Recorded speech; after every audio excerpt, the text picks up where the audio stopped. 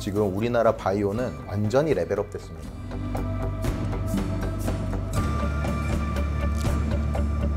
(8월에는) 바이오 안 사고 못 빼길 겁니다. 고정 댓글을 타고 오세요. 또 그거는 어떻게 생각하세요? 아까 약간 뭐 이게 정치적인 측면으로 말씀해 주셔서 근데 이번에 그 하정욱 퓨처 AI 센터장 하다가 대통령실 AI 미래 기획 수석으로 들어갔고 한성숙 전 네이버 대표가 중기부 장관 들어갔고 그리고 그 LG 출신의 배경원 장관. 네네. 또 장관 들어가시고 그렇게 많이 또 이제 전문가들이 입각을 하셨잖아요.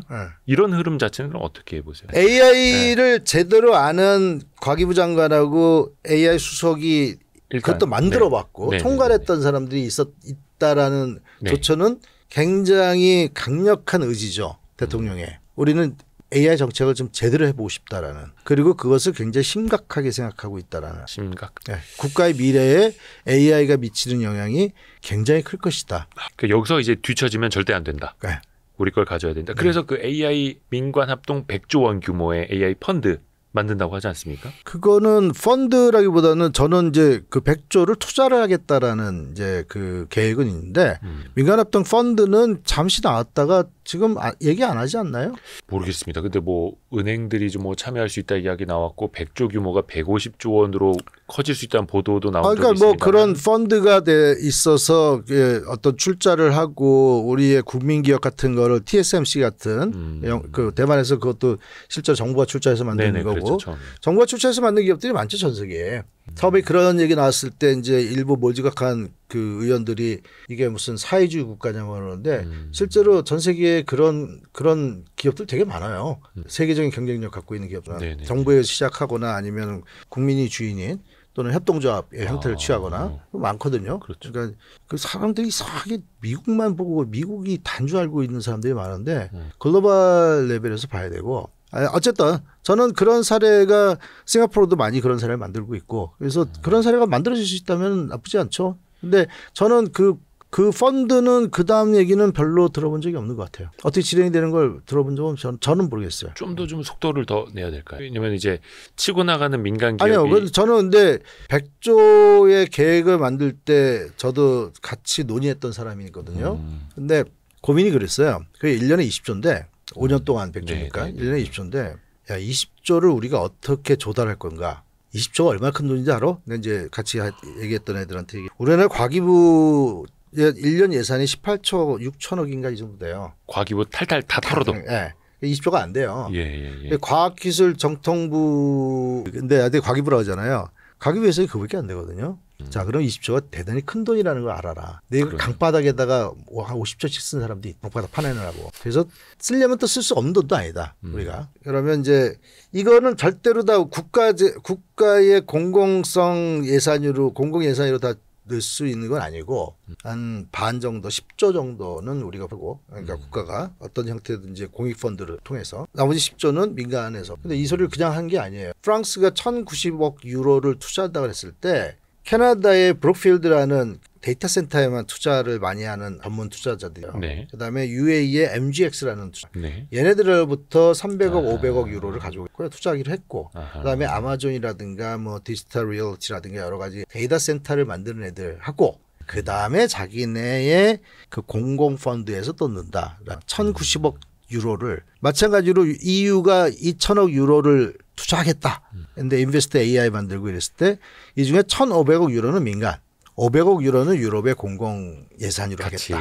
그래서 우리도 마찬가지로 그러니까 국가 예산으로 들어가는 비율은 그렇게 높지 않게 하고 민간에서 투자가 이루어지도록 해야 돼요. 근데 얼마 전에 뭐 SK가 울산에 삼성 SDS가 구미에 몇만 장의 데이터 센터를 만들겠다고 하나요? 그러니까 국가 정책이 이렇게 가면 기업들이 이렇게 움직이거든요. 그러면 되는 거예요. 방향을 잡아주고 네. 속도를 그래서 내주고. 이 방향이 우리가 가는 방향이야. 그러면 민간 기업들이 움직이거든요. 그렇죠. 그다음에 이제 전체 우리의 국가 인프라가 돼야 되는 10만 장이 될지 20만 장이 될지 더 따져봐야 되지만 저는 20만 장은 최소 돼야 된다고 생각하는 사람인데 20만 장의 국가 인프라를 만드는 거는 실제로 우리 예산과 해외 자본이 될지 아니면 우리 국내 기업의 자본이 될지 들어와서 만들고 그다음에 사용료를 통해서 그들이 회수해 가게 하면 되는 거죠. 근데 20만 장 규모의 데이터 센터를 만들어서 국가 인프라로 세워놓고 기업들이 쓰고 비용도 내도록 하고. 근데 이제 우리의 목표가 AI 톱 3입니다. 세계 3강. G3. 예. 그러면은 이제 미국, 중국은 어차피 좀 너무 격차가 있고 현실적으로. 그럼 이제 소버린 AI를 바탕으로. 근데 독일, 프랑스, 영국 저마다 또 열심히 하더라고요. 그러면 이게 현재는 한 대충 몇 위쯤 되고 이게 탑 3가 과연 가능할 그러니까 것인가 이 어떻게 봐야 순위를 됩니까? 뭐로 매길 거냐에 따라서 별 지표가 있어요. 제가 얼마 전에 국정기획위원회에 가서 발제를 하면서 그런 걸 보여줬거든요. 이런 걸 이제 AI 중견 국가라 그래요. 중견국. 중견. 예. 미들 파워. 네. 중견 국가라 그러는데 다 비슷비슷해요. 근데 이제 예를 들어서 굉장히 의미 있는 논문을 발표한 거, 뭐 인적 자원, 그다음에 데이터 센터의 규모, 네. 뭐 그 의미 있는 모델을 몇 개나 만들었나, 뭐 이런 식의 이제 쭉 얘기를 갖고서 이제 지표를 만들어 가지고 순위를 정하거든요. 네. 그러면 우리는 항상 5, 6위권에는 들어가요. 근데 이제 우리 G10 국가가 AI 분야에서 5위, 6위, 뭐 7위 한다면 잘하는 거잖아. 나쁘지 않은 건데 상대적으로. 근데 왜 우리나라 AI를 그렇게 가짜게 얕잡아 보는 애들이 많은지 모르겠어요. 그래 자기가 뛰어나 보이는 건지. 일부 뭐 이렇게 언론에서 얘기 나오는 친구들 보면 다 제가 아는 놈들이라서 막 얘기해도 돼요. 아니 근데 이게 사실 우리나라가 사실 되게 웃겨요. 왜 우리나라는 틀렸고 눈높이가 좀 높아서 그렇습니다. 아니에요. 너무 화내지 마세요. 대부분. 아니요. 제가 보기에는 눈높이가 높은 게 아니라 자기를 안 껴주니까 자꾸 그런 소리 하는 거예요. 나도 껴줘 이런 거예요. 그러니까 사실 우리나라가 뭐 축구 인프라가 되게 부족한데 항상 월드컵 나가면 16강 당연히 가야 되는 줄 알고 막 이런 거랑 비슷한 거죠. 우리나라 랭킹 20몇이잖아요 지금. 피파 랭킹이요? 네, 피파 랭킹. 뭐 왔다 갔다 합니다. 네, 뭐 하여튼 25위에서 30위 사이잖아요. 우리 AI가 6, 7위예요. 그럼 우리가 축구보다 잘하는 거예요. 네. 굉장히 바보 같은 비유인데 그렇게 따지자고요. 아니 전 세계에서 10위권 안에 들어가는 산업 경쟁력을 갖고 있는 분야가 우리가 뭐 몇 개 있습니까? 중요합니다 이것도. 네, 우리나라의 상대적으로 움직임을 잘한다는 거예요. 네. 우리나라의 움직임을 다른 나라에서 굉장히 주목해요.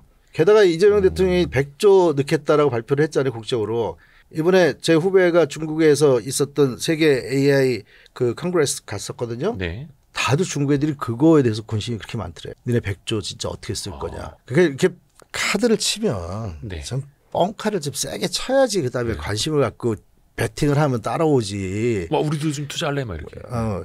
돈 없는데요. 뭐 이러고 그러면 안 되고. 뭐 죽어요. 맨날 이렇게 죽어요. 그러면 카드 못 치잖아요. 이게 기술 게임뿐만 아니라 정치 게임이고 외교 게임이에요. 우리 파트너링 해야 되거든요. 그러니까 중국과 미국이 이렇게 나서면 우리의 선택권이 중국이냐 미국이냐만이 아니에요. 지금 AI만큼 생각을 하라고요. 우리 프랑스, 캐나다, 싱가포르 우리나라가 연대를 못할 이유가 뭐가 있어요. 제3의 그룹을 만들면 돼. 근데 미국이 뭐라 하면 이거 우리 당신하고 경쟁하자는 게 아니고 봐라 이렇게 안 하면 중국이 얘네들 다 가져가려고 지금 하고 중국이 오픈소스로 전 세계의 협력 파트너를 만들겠다는데 이건 막아야 되지 않냐 이런 식으로 얘기하든 어떻게든지 구워 삶아야죠. 그게 외교력이고 프랑스는 지금 우리한테 손 많이 내밉니다. 같이 하자. 왜냐하면 프랑스도 저 앵글로 섹슨이 지배하는 걸 원하지 않거든. 또 그들에게 우리가 필요할 수도 있고 그렇게 해서 아까 잠깐 말씀하신 합종 연행이 계속 나타날 수도 있다. 그럼 또 우리 자체의 또 기술력을 또 높여야 하는 거고 결국에는 이게 이제 인재 싸움이잖아요. 아까 그 메타가 뭐 회사까지 막 인수해버리면 엄청난 천문학적인 돈을 쓰고 그런 거 잠깐 이야기를 했습니다만 우리는 그러면 우리 인재를 어떻게 해야 될까요? 여기서 그래도 좀 한다 하는 사람들이 또 막 미국 가고 막 이럴 텐데. 제일 어려운 문제예요. 제가 개인적으로 지금 가장 고민하는 문제 중에 하나예요. 답을 찾기가 쉽지 않은. 우리한테 지금 이제 10개의 AI 대학원이 만들어진 지가 좀 돼서 꽤 괜찮은 인력들도 좀 나와요. 근데 이 중에 상당수가 다 외국계 기업으로 가거든요. 왜냐하면 자기가 연구할 수 있는 자원이 풍부한 게 미국의 대학도 아니에요. 미국 대학 교수로 가는 것보다는 미국의 기업에 가는 게 훨씬 낫거든요. GPU 자원을 충분히 쓰게 해주니까. 마음껏 쓸 수 있게 되는 상황이 되니까. 근데 우리가 그거를 이제 만들어주면 한국에서도 연구할 수 있겠다라고 생각할 수 있는 거죠. 그러니까 단순히 돈 문제가 아니라. 네. 월급을 많이 준다고 되는 게 아니에요. 내가 연구할 수 있는 GPU 팜이 있고 이게 있어야 될 거 아니에요. 파운드리가 어쨌든. 그다음에 데이터셋이 내가 미국에서는 만져볼 수 없는 데이터셋이고 이런 게 있어줘야지 흥미를 갖고 올 거 아니에요. 그다음에 혼자 오는 게 아니라 가족이 같이 오니까. 그렇죠. 가족들의 삶까지도 지금. 제가 지금 이제 많이 검토하고 있는 게 중국의 천인 계획인데 들어보셨죠? 1년에 1,000명씩 해외에 뛰어난 인재들을 불러온다. 그래서 제가 듣기로는 지금 10년에서 한 7,000명까지 데려왔다 그러는데 근데 이게 중국 중앙정부에서뿐만 아니라 지방정부에서도 다 하거든요. 예. 그러면 걔네들은 한 명을 데리기 위해서 단과대학을 만든다든가 팀 전체를 데려온다든가 막 이랬어요. 튜링상 받은 사람. 튜링상은 이 컴퓨터 사이언스에서는 노벨상이거든요. 예. 튜링 어워드 받은 사람 데려온다든가 뭐 AI 전문가 데려오면 연봉 사이닝 보너스 엄청 주고 막. 근데 얼마 전에 이건 실수였던 것 같은데 과기부에서 뭐 이렇게 네. 공개된 걸 올렸는데 예. 해외에서 들어오는 AI 인재한테는 1억 연봉을 보장합니다라고 이렇게 뭐가 나왔어요. 1억이요? 예, 그래서 내가 예. 차관을 만나는 자리에서 예. 둘이 앉아서 농담한 거죠. 내가 그래서 연봉을 줄여서 데리고 오겠다고 예시할 것 같은데 그러니까 물론 이제 어떤 분들에게는 1억은 되게 큰 돈이긴 합니다만 이 지금 AI 미국에 바닥에서는 주력하는 AI 인력들의 초임이 한 50만 불 정도. 그리고 7억. 예, 그리고 좀 괜찮은 대학에서 박사학위를 했다 그러면은 100만 불부터 시작하거든요. 그러면 애를 데려와서 초봉이요? 예, 애를 데려와서 그러면 애가 아닌데요? 아니 그러니까 저한테 애죠. 20대의 젊은 친구 데리고 와서 연봉을 그거 어떻게 할 거냐는 거예요.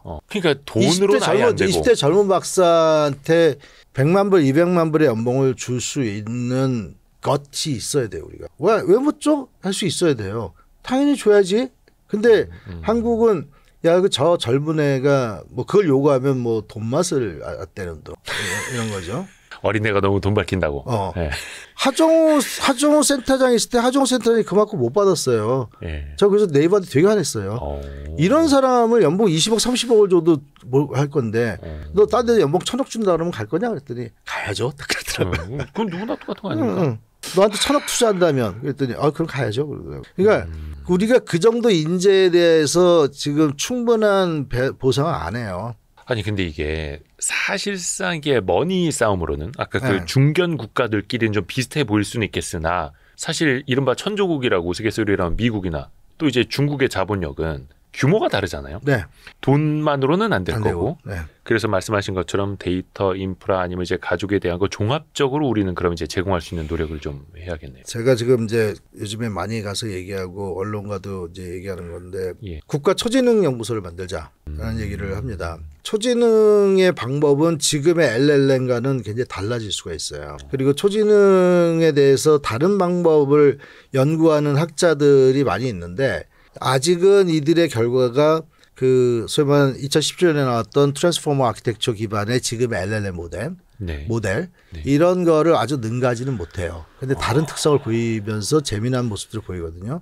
이런 연구자들을 한국에 굉장히 이제 잘 만들어질 거라고 믿는 한국의 AI 저는 이제 AI 파운드리라고 이러는데 코리아 AI 파운드리 KF 카프라고 이런 거를 상당히 쓸 수 있게 제공해 주고 너의 연구를 여기서 해봐라. 한국인일 수도 있고 한국인이 아닐 수도 있고 그런 팀들을 우리가 유치해서 다음 세대의 모델 지금의 오토 리그레시브하고 언어의 토큰 기반의 모델이 아닌 모델들도 지금 많이 제안을 하고 있거든요. 예. 뭐 한쪽으로 보면 뭐 피지컬 AI 같은 모델이 있고 또 하나는 에이전트가 지금 뭐 우리 서너 개 갖고 잘했어요라고 하는데 100만 개가 있으면 에이전트 또는 10억 개의 에이전트가 있을 수 있는 환경은 무엇인가? 그리고 그것도 수험 인텔리전스라고 해서 집단위로 때로 몰려다니면서 뭔가를 해낼 수가 있잖아요.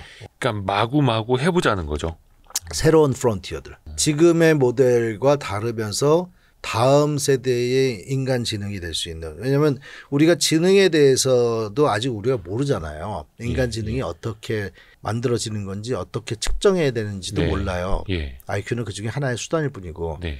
근데 어저께도 MIT에서 또 나온 게 있는데 성상악요세포라고 하는 게 뇌에 있는데 거기가 메모리에 굉장히 중요한 역할을 한다는 걸 찾은 거예요. 그러니까 우리가 기억이라는 것이 뉴런들에 의한 뉴럴 네트워크에서만 주로 되는 줄 알았더니 네. 성상악요세포라고 하는 거에서 굉장히 중요한 역할을 한다는 걸 찾았다는 거예요. 그러면 우리의 뇌 구조에서 우리가 찾아내는 것들이 그 뇌과학에서 찾아내는 것들이 아직도 많이 남아 있거든요. 우리 아직 물론 기억의 기본적인 것들은 많이 밝혀졌지만 에릭 캔델 교수 같은 사람이 이제 많이 찾아내고 노벨상 받고 그랬지만 실제로 아직도 알아내야 될 게 많아요. 물론 이제 여기에 반론은 있어요. 꼭 디지털 지능인 AI가 생물학적 지능과 유사해야 되는가는 아닐 수도 있어요. 네. 하지만 생물학적 지능에서 보여지는 모습들이 굉장히 중요한 참고 자료가 될 수 있거든요. 네. 네. 그러면 여기에는 언어학자, 철학자 또는 뇌과학자 이런 사람들이 같이 물리학자, 수학자 이런 사람들이 같이 모여서 연구를 해야 되거든요. 세계 지금 그 AI의 아주 리더들이 물리학과 출신들이 많아요. 네. 네. 그래서 좀 다른 시도를 해보는 연구소가 국가연구소가 필요하다라는 게 제 신조고 그건 아마 만들어질 것 같아요. 물론 이제 예산이 많이 필요하긴 할 텐데. 네. 근데 우리나라가 충분히 감당할 수 있는 예산이에요. 우리나라 예산이 670조가 넘는데 이제 700조 가까이 되는데 과기부 전체 예산은 한 18조 원밖에. 1조 정도 5년 동안 1조 정도 못 써요 그거요. 100조 쓰겠다는 나라가 1%를 우리의 미래 연구를 위해서 쓰자라고 하는데 뭐 반대할 이유 있어요? 그 AI 펀드 100조짜리가 만들어진다면 충분히 그걸로도 가능할 것이다. 이게 또 필요하다라는 거고요. 소버린 AI 국가의 어떤 국가 소버린 AI 미래를 말고 위해서라도. 이제 국가 초지능 연구소, 슈퍼 인텔리전스 연구소. 그래서 메타가 지금까지 라마 갖고 이제 오픈소스 만들고 열심히 잘하겠어요 하다가 네.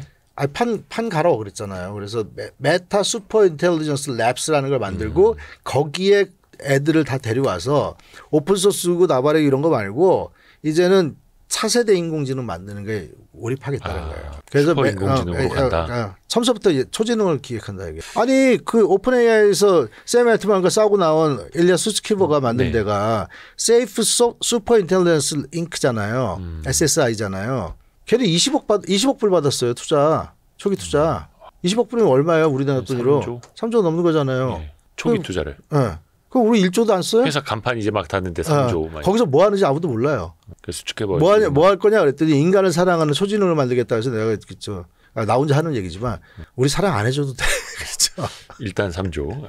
근데 참 이게 인재가 되게 중요한데 얼마 전에 저희가 방산 콘텐츠 찍을 때도 인재 이야기, 인재 유출 이야기 나왔고 반도체 분야에서도 항상 나오는 이야기고 이게 참 어떻게 우리 대한민국 다 유출만 되지? 왜냐하면 저쪽 하기 좋으니까. 근데 중국은 지금 그 얼마 전에 그 스탠퍼드에서 연구했는데 딥시크 만들었던 애들의 주요 연구자들 270명 정도인가를 분석을 했더니 70%가 그냥 중국 내부 인력이었다는 거죠. 그렇죠. 나머지는 왔다 갔다 하면서 유학도 가고 또 뭐 좋은 빅테크에 있다 오고 이런 애들로 구성이 됐다는 얘기거든요. 70%가 그냥 중국 국내파. 네, 국내파. 근데 이게 나중에 그 시장이 커지면 산업이 커지고 회사가 돈을 많이 벌면 좋은 인재를 정말 수십억 원의 몸값을 주고 데려올 수도 있는 건데 이러면 이제 또 댓글에 항상 그런 거 난다. 아니 근데 여기서 공부를 했는데 여기에 상황과 환경이 마음에 들지 않아서 나간 애들이 되게 많거든요. 이번에 메타로 간 애 중에 하나도 한국인이 있어요. 저기 있다 오픈 AI 있다가 한 근데 그런 친구들이 복귀할 수 있는 환경을 만들어 주잖아요. 와서. 본인 이름 달고 홍길동 연구소 만들어서. 아니 무슨 얘기냐면 내가 나간 이유는 미국 생활이 좋아서가 아니라 내가 연구하거나 할 수 있는 경험은 거기서 얻는 게 더 낫기 때문에 그랬는데 여기 와도 거기에 충분한 경험과 논문 쓰는 거와 이런 자기 연구를 실현할 수 있는 기회가 될 수 있다라고 보여진다면 그 국내에서 들어와서 연구 다시 하겠다는 사람들도 꽤 있을 거고 가서 설득도 해야 되고 마크롱 대통령이 미스트랄 만들 때 전 세계 돌아다니면서 설득했잖아요. 위대한 프랑스인들 돌아와라 그러고 위대한 한국인들 돌아오라고 합니다. 아니 이재명 대통령 가서 만나야 된다니까 그런 사람들. 우리 당신이 필요하다. 인재를 만나기 위해서. 우리나라 키스트하고 제가 졸업했던 카이스트 지금은 카이스트라고 말하는 한국과학원. 한국과학원 교수들 어떻게 들어왔는데. 옛날에요. 그 양반들 그 당시에 우리나라 대학 교수들의 월급의 3배. 그다음에 그 당시에는 상상하기 어려운 34평 이상의 아파트. 더 원하는 사람은 50평대 아파트를 깔끔하게 지어주고 데려왔어요. 근데 지금 그 이후에 여기는 월급이 안 올라가지고 일반 대학이랑 지금 똑같아졌죠. 오히려 연대가 더 월급을 많이 주는 대학이 돼요. 근데 그때는 일반 대학교 교수보다 3배 줬거든요. 그게 그래서 특별법을 만들어서 카이스트법 그러니까 한국 과학원을 지원하기 위한. 그러니까 국가적인 인재를 예우하기 위한 노력은 국가 정치 지도자가 반드시 해야 되는 거예요. 마크롱이 그 미스트랄 사장이랑 단독으로 둘이서 저녁을 먹잖아요. 그런 이미지가 얼마나 중요한데 그렇게 해야지 이런 사람들이 예우받고 대우받는구나라는 거죠. 그렇게 돼야겠네요. 그러니까 많은 사람들이 이제 또 자녀를 의대 보내려고 하는 게 사회적으로 대우받고 돈도 제일 많이 버니까 그렇게 되는 건데 네. 사회적으로 이제 공학자가 네. AI 개발자가 네. 그렇게 대우받고 네. 나 회사에서 일하고 있는데 갑자기 똑똑히 찾아보니까 누가 대통령 오셔가지고 같이 일해보겠어. 자네 우리랑 나랑 같이 한국 가서 일해보지 않겠나. 내가 서울에 아파트를 제공해주겠네. 이렇게. 그러면 아파트.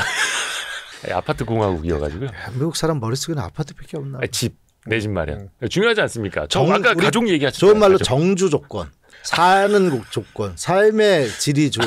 그러니까 죄송합니다. 제가 너무 무식해가지고 아파트 그 얘기 뭐 들어서. 부인이나 가족이 잘 지낼 수 있는 어떤 위치, 그쵸. 공간. 그래서 자녀 교육도 마찬가지고 이제 어떤 분들은 그 얘기하더라고요. 어떤 반도체 인재는 싱가포르나 이쪽 가서 일을 하고 있는데 미국 시민권을 보장을 받고 자녀는 또 미국에서 교육을 시켜주는 조건 뭐 이런 게 또 막 있다 하더라고요. 외국은. 그러니까 사람을 뽑기 위해서 무슨 짓을 다 해야죠. 이게 중요합니다. 또 예전에는 왜 우리가 애국심에 좀 호소해서 막 이런 경우 좀 있습니다. 지금도 애국심에 호소하는 것도 미국이에요. 그 알렉스 카프라고 아세요? 그 팔란티어의 사장. 네네네. 이거 피터 틸만 알잖아요. 예. 같이 만들려고 걔가 지금 CEO인데 알렉산더 카프는 좌파예요. 하버마스 제자거든요. 예. 완전 좌파예요. 근데 가장 우파인 피터 틸하고 회사를 하잖아요. 팔란티어는 그래요. 근데 이 알렉스 카프가 최근에 쓴 책이 아직 번역이 안 나온 책이 있는데 테크놀로지컬 그 리퍼블릭이라고 그러니까 기술적 공화국인데 이 친구가 뭐라 그러냐면 지금 실리콘밸리 애들 니네들 정말 웃기는 애들 아니냐. 지금 뭐 만드냐. 음식 주문하고 있고 무슨 배달하고 있고 무슨 뭐 무슨 뭐죠 왜 라스트 마일 한다고 해서 킥보드 같은 거 하고 있고 뭐 이런 이따구 거 하고 있냐. 실리콘밸리는 원래 미국의 가장 전략적인 기술을 만들던 곳이에요. 반도체부터 시작해서 미사일이라든가 뭐 방산 기술 또는 뭐 우주 기술 만들. 국가의 명운과 관련된 거. 근데 니네들이 다 망쳤다. 지금 다 그 쓰잘데기 없는 것들 만들고선 무슨 그게 비즈니스 모델이니 뭐니 이러면서 돈이나 벌고 있는데 이 정신 나간 것들아. 애국심에 기반해서 기술적으로 뛰어난 공화국을 만들기 노력을 우리 다시 하자. 그게 내가 팔란티어를 하는 이유다. 뭐 이런 식으로 하는 책을 썼어요. 어떻게 보면 약간 똘끼가 있죠. 근데 또 잘. 근데 걔 또 좌파예요. 근데 좌파라는 놈이 막 그런 얘기 한다는 게 되게 웃겨요. 어쨌든 이 우리가 사는 국가의 그가 안정화되고 부를 축적하고 그래서 자기들이 생각한 적성 국가와 대항할 수 있으려면 다시 애국심에 호소해야 된다. 애국심에 호소하는 게 나쁜 게 아니다. 젊은이들이 좀 더 도전적이고 국가를 위한 기술이 뭐가 돼야 되는지 그 음식 배달하는 앱 이런 거 만드시지 말고 걔 입장은 그런 거예요. 알렉스 카프. 그러니까 요즘 뭐 팔란티어 시가총액이 지금 뭐 럭키드 마틴에 뭐 훨씬 더 앞서고 있구만. 근데 이게 그러니까 그런 회사를 하는데 그런 철학이 좀 있어야 돼요. 그게 옳다 그르다를 떠나서 네이버 창업부터 저는 너무 잘하는데 이혜진 의장이 저한테 제일 처음에 비즈니스 플랜을 갖고 왔던 사람이기 때문에 제가 근무할 때 삼성전자 기획실에 있을 때 저한테는 혜진이었죠. 도대체 네이버라는 회사를 왜 만들었는지 네이버를 통해서 우리가 사회에 어떤 의미야 이 나라에 어떤 의미를 주게 할 것인가라는 거를 우리가 동의하나요? 쿠팡은 도대체 왜 만든 건가요?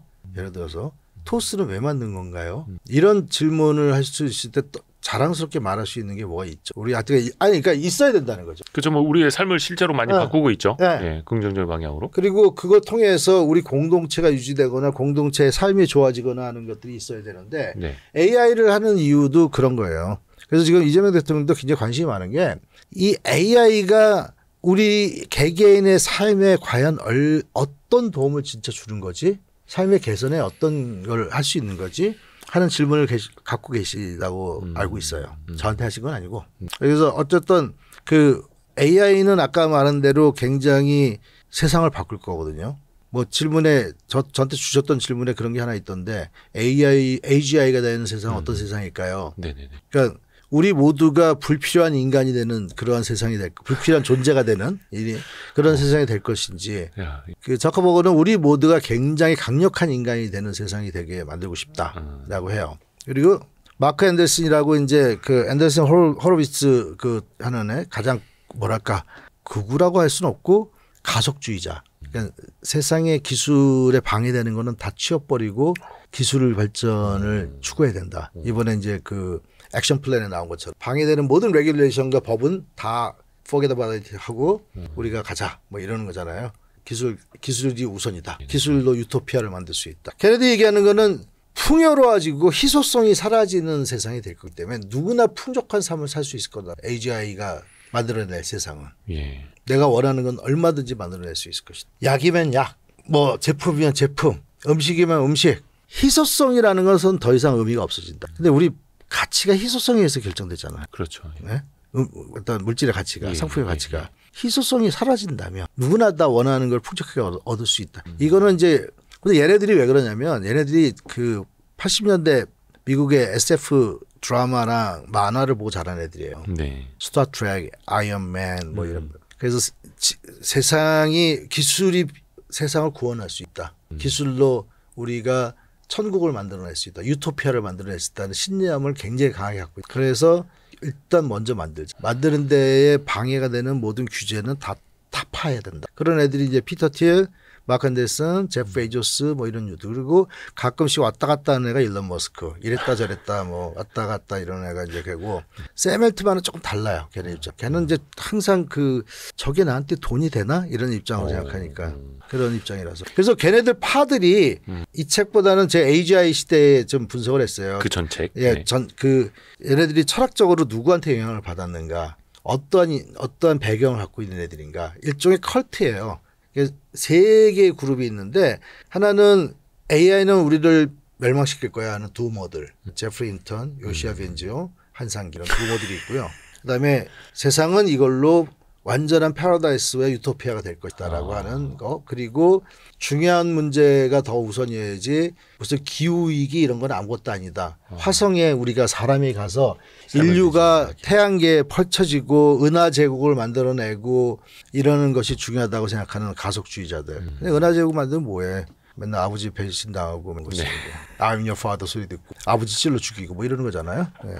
그다음에 이제 중간에 있는 애들이 이제 가능하면 우리가 남한테 이타주의적인 행동을 할 수 있도록 노력해야 된다. 근데 얘네들이 약점은 뭐냐면 그걸 다 정량화해서 어떤 게 더 중요한 걸 찾아서 그걸 해야 된다라고 하는 굉장히 그 공리주의적인 사고에 빠져 있는 애들인데 요 애들이 딥마인드 그다음에 엔트로피 일부 오픈 AI에 있는 애들이에요. 그래서 이거가 샘 앨트만과 나머지 그룹들이 분란이 일어난 이유가 이거예요. 아하. 샘 앨트만이 그랬거든요. 예. 나는 그 이펙티브 알트루이즘이라고 하는 효과적 이타주의자라는 게 정말 웃기는 얘기인 것 같아. 나는 그거 안 믿어. 네. 그랬거든요.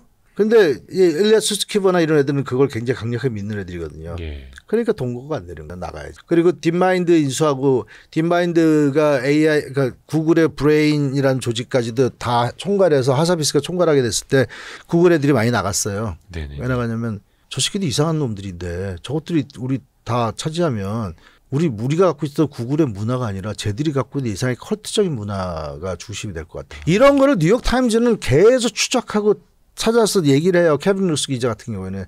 근데 우리나라에서는 이런 얘기를 하는 기자들을 내가 본 적이 없어요. AI 산업, 그러니까 확실히 뭔가 철학이 기반이 되어 있다라는 거네요. 개발자들 사이에서는 그 기업의 문화 자체가 그런 그럼요. 거고. 그리고 이제 중국의 개발자들도 마찬가지로 걔네들은 이제 사회주의적인 거, 그다음에 애국심, 중국을 위대하게. 걔네야말로 다시 위대하게지. 중국은 300년 전까지는 찬란한 세계 최고의 국가였잖아요. 300년 전만 애들이. 미국 뭐 얼마 된 나라예요. 260년밖에 안 된 나라인가 그렇죠? 역사가. 예. 260년밖에 안 된 나라잖아요. 저런 애가 까부니까 이제 화가 나는 거죠, 중국. 야, 근데 오늘 진짜 너무 흥미진진하게 들었습니다. 그러니까 AI 씬을 예. 단지 LLM 뭐 기술 갖고 들여다보면 안 된다니까요.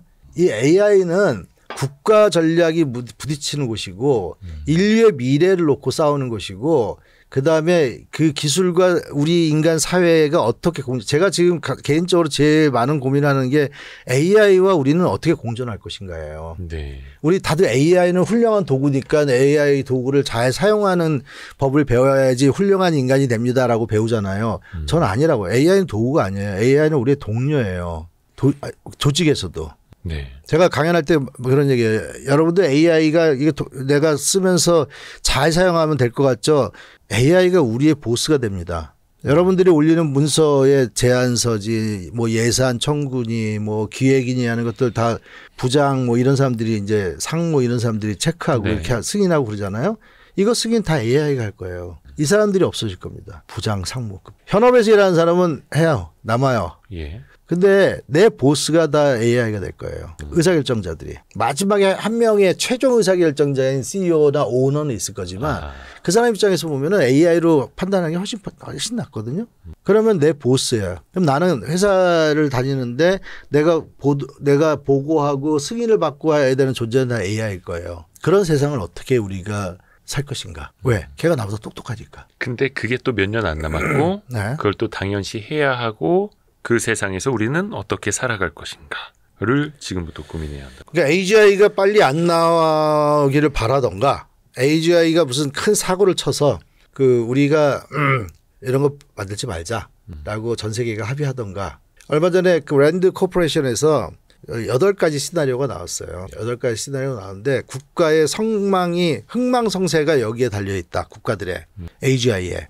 근데 그중에 하나의 시나리오가 뭐냐면 그거예요. 생각보다 얘가 굉장히 위험한 존재라는 걸 우리가 깨우쳐서 빨리 없애자. 만들지 말자. 합의. 우리가 핵무기 군축 회담하고 강력하게 통제하자라고 하고 그다음에 배아복제, 인간복제 하지 말자 했잖아요. 기술로는 얼마든지 할 수 있는데 안 하는 거잖아요. 뭐 중국이나 이스라엘 어디선 나와 있을지도 모르지만 그다음에 이제 무기를 만들어도 AI를 써서 AI가 직접 판단해서 사람을 죽이는 건 하지 말자 했거든요. 근데 이제 이스라엘 다 어디선간 하고 있겠죠. 여태까지는 드론도 마지막 최종 공격은 사람이 했는데 예. 드론이 최종 공격 판단을 드론 자체에서 하기 시작하고 하는 것 같아요 요새. 참 두려운 미래이기는 한데 우리가 또 생각해 볼 게 굉장히 많습니다. 그래서 저기 그 제프리 힌턴 교수한테 CBS 기자가 그럼 우리 제프리 힌턴 교수 이제 손자가 있는데 손자였어. 그랜드 차일드한테 뭐를 배우라고 하겠어요. 그랬거든요. 이렇게 되면 배관공, 예? 배관공, 플러머. 그 배관공은 아직도 AI나 로봇이 쉽게 못한. 그거 하는 게 더 나을 거다라는 거죠. 역설적인 거죠, 되게. 네. 그러면 한승기 대표님은 저요? 손주한테 어떤 걸 혹시? 저는 일단 훗날. 손주가 없고요. 예. 아들들은 있지만 네네. 아직. 훗날. 굿럭 그렇게 했을까요? 예? 굿럭. 그냥 행운을 빈다고요? 행운을 빈다. 그럼 그 인터스텔라에 보면 있잖아요. 우리는 늘 문제를 풀 것이다. 네, 늘 그래왔듯이. 그래왔듯이. 걔네들의 문제죠. 제가 그 일반인 강연을 잘 안 하는 편인데 저를 경영자들 강연을 많이 했는데 가끔 일반인 강연하면 이제 부모님들이 그 얘기를 많이 물으세요. 우리 애들한테는 뭘 이제 공부하라고 해야 되나요? 네네네. 내가 그러죠. 당신들은 당신 부모들이 뭘 공부하라고 해서 그걸 공부하고 그거를 직업으로 삼았습니까? 그러면 아니죠. 그래요. 근데 왜 당신들 아이들은 왜 니들이 그거를 가르쳐 줘야 되고 알려줘야 되고 찾아줘야 된다고 생각하냐.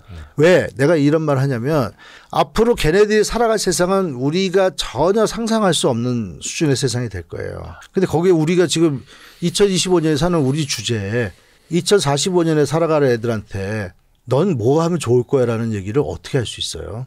예를 들면 이 의사라는 직업 자체가 불필요한 직업이 될 텐데 인간이 하는 직업이 아닐 수도 있는데 로봇이 알아서 뇌를 열고 수술하는 시대가 더 안전할 수도 있고 자동차 운전은 더 이상 사람한테 허용 안 할 수도 있는데 법으로 금지. 네.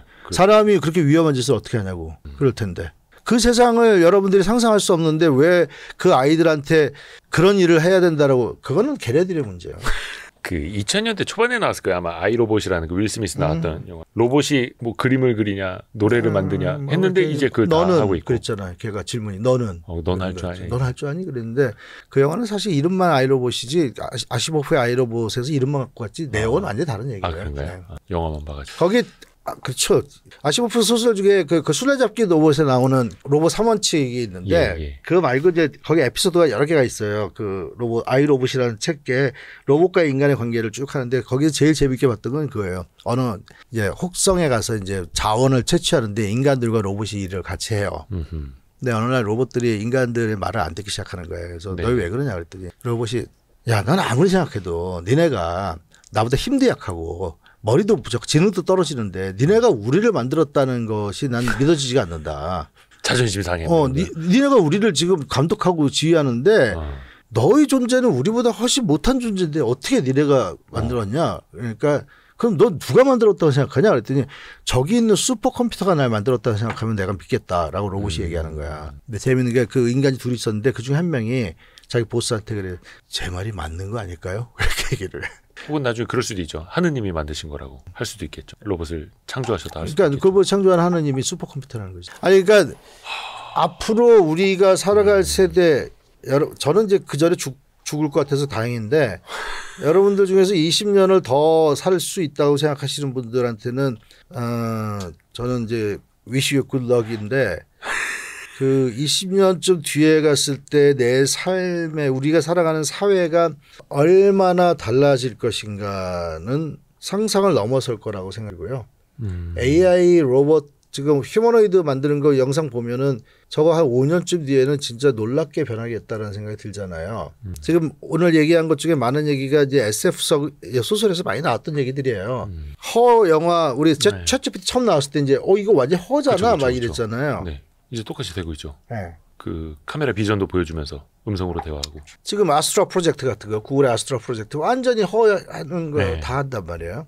내가 걔하고 감정적 교류를 하고 감정 어태치먼트를 할 거예요. 이모셔널 어태치먼트라고 그래서 그다 의인화시키고 인간이 갖고 있는 약점 중에 하나가 모든 거를 의인화시키잖아요. 네네네. 강아지 고양이 보고 그쵸. 내 말 다 알아듣는다 그러고 너무 똑똑하다 그러고 강아지가 내 말 알아들으면 그게 강아지야. 나는 그런 말 할 때마다 강아지가 하는 말이 들리기 시작하면 넌 병원에 가야 된다라고 얘기를 해요. 네 말을 강아지가 알아듣는 것까지는 내가 괜찮아. 근데 강아지가 네 말을 한다고 생각하는 순간 넌 병원에 빨리 가 그러는데 그 이제 식물이 그러면 그런다고 얘기하잖아요. 네. 우리가 농담이 있는데 근데 말하는 강아지가 등장할 거예요. 나랑 대화를 하는. 로봇이요. 네. 근데 외관은 일반 강아지랑 구별이 잘 안 돼. 우리는 이미 애니메이션에서 많이 익숙해져 있기 때문에 거부감도 별로 없겠네요. 걔는 모이도 안 먹죠. 아니 모이라 모이, 이제 사료. 사료도 안 먹죠. 똥도 안 싸죠. 그다음에 아프지도 않죠. 붓지도 않죠. 배터리만 갈아주면 되나? 충전만 시켜주면 나랑 내가 데리고 살 수 있는. 그러면 우리와 생명체의 관계도 굉장히 패트니 애완이니 이런 개념은 달라질 거고. 그게 결국은 사람을 대체하기 시작. 결혼하셨어요? 예, 그럼. 네, 몇 년 되셨어요? 나 43년. 결혼 아직 20년 좀 안 됐습니다. 내가 41년 됐구나. 41년. 누구나 다 선택을 다양하게 할 수 있다면 더 이상 인간과 결혼 생활을 하면서 힘들게 살지는 않아요. 힘드신가요? 노 코멘트. 근데 저는 이제 외국에 살아요, 와이프가. 그래서 1년에 반은 같이 살고 반은 따로 사는데 그런 자유로움이 좀 있으니까 서로 간에. 근데 연애 안 하잖아요. 지금. 젊은 친구. 젊은 사람들도. 네. 근데 연애의 대상이 달라질 수 있어요. 걔네가 10년쯤 안 되면 20년. 2045년도 되면 인간이 1000년 이상 살 수 있다라는 레이 커즈와일 옹이 그 특이점이 가까이 왔다라고 책을 썼다. 최근에 더 가까이 왔다고 썼죠. The singularity is near라고 하는. 우리나라에서는 우리가 SF 영화나 SF 소설에서 상상할 수 있었던 세상이 다가오는데 내 생애 안에 그거를 위해서 인간이 어떻게 현명하게 대처할 것이 굉장히 중요한 주제에 떨어지는 거고요. 사실은 이 AI 전쟁 2.0은 이제 그 1년 반 동안에 기술이 어떻게 바뀌었고 기업들의 전략이 어떻게 바뀌었고 각 국가의 정책이 어떻게 바뀌었고 그다음에 이제 그래도 아직까지 우리한테는 안전의 문제가 굉장히 중요한 이슈로 남아 있고 그래서 대한민국은 앞으로 어떻게 가야 된다. 이렇게 어떤 정책이 필요할 것이다라는 논의를 한 건데 제 개인적으로 가장 많은 그 애정을 드린 책 중에 하나는 이제 AGI 시대고 AGI 시대에서는 이러한 고도로 발전한 AI의 가장 어려운 문제가 뭐냐면 얼라이먼트라는 문제예요. 우리가 생각한 의도를 얘가 지키게 만들 거예요. 뭐 우리가 뭐 가치관 뭐 이런 얘기를 해요. 우리 사회의 가치관을 배우고 뭐 이런 것들인데 그보다 중요한 거는 내가 원하는 대로 내가 지시한 대로 얘가 일을 하게 어떻게 하면 내 인텐션이 명확하지 않아. 아까 제가 처음에 말씀하셨죠. 그 얼라이먼트 문제인데 이 얼라이먼트가 무슨 뭐 나아가면 이제 그룹이 이루는 사회나 어떤 사회 규범이라든가 법률이라든가 윤리라든가 이런데 시작점은 결국은 이제 주인과 내가 주인이고 얘가 로봇인데 제가 가끔 이제 강연에서 하는 말이 주인과 노예의 변증법적 반전이라는 말을 해결했던 게 있어요. 주인이 내가 권력을 갖고 있고 노예를 거느리는데 노예를 통해서 세상의 모든 지식을 얻고 세상의 모든 경험을 간접적으로 얻는다면 주인과 노예의 권력의 전환이 일어난다. 지능. 우리가 아는 세상에 대한 모든 것들을 노예가 알려준 대로만 알면 우리가 AI가 알려주고 AI를 통해서만 세상에 대한 진단과 세상에 대한 그 지식을 얻게 된다면 우리는 우리의 권력을 놓치게 돼요. 잃어버리게 되죠. 그래서 앞에서 그 역사적으로 지능이 높은 존재가 지능이 떨어지는 존재한테 종속된 적은 없다. 오히려 이제 그래서 AGI가 인간을 또 역전하는 시대가 어떻게 보면은 당연할 수도 있지만 우린 그거를 대비해야만 하는. 근데 이제 항상 그러면 이제 우리가 걔네들한테 뭔가 이렇게 지시를 당하거나 걔네들이 권력을 더 가져가는 거를 굉장히 불쾌하게 생각하는데 그거는 개미가 우리를 불쾌하게 생각하는 거랑 비슷한 거예요. 개미가 우리를 불쾌하게 생각한다는 게 무슨 의미가 있어요. 우리한테. 내가 발로 걔한테 장난치고 막 길 이상하게 만들어고 길 잘라내면은 걔네들이 굉장히 불쾌하겠죠. 근데 그게 나한테 문제가 되나요? 이게 몇 년 뒤일지는 모르겠습니다만 이 AI 전쟁 오늘 이제 2.0 이 책을 바탕으로 이야기를 하긴 했는데 3.0이 되고 4.0, 5.0 쭉쭉 나오겠습니다만 그 이후의 미래가 어떻게 하정우 될지. 수석이 이제 대통령실에서 나오는 순간 이제 3.0 써야죠. 임기가 뭐 있나요? 한 2년은 되겠죠. 뭐. 네네. 기대를 2년쯤 좀 뒤에는 하겠습니다. 또 새로 써야죠. 나중에는 또 하정우 수석님하고 한상기 대표님하고 같이 또 이 자리에 나오셔서 같이 그런 대담을 그런 더 너무 재밌을 것 재밌고, 같아요. 예. 진짜. 걔는 완전히 그 가속주의자에다가 기술 유토피안이거든요. 저는 두모고 그래서 우리 만나면 굉장히 그런 걸로 많이 싸워요. 기대를 해보겠습니다. 예, 저랑 뭐 나이 차이가 많은 선후배 관계니까 예, 같은 거예요. 편하게. 그러니까 오늘 진짜 많이 배웠고 덕분에 이 AI에 대한 생각이 또 덕분에 많이 좀 넓어진 것 같습니다. 태그 프론티어의 한상기 대표님과 함께 너무 감사드립니다. 고맙습니다. 고맙습니다. 네, 감사합니다. 고생하셨습니다. 네. 아유 고생하셨습니다.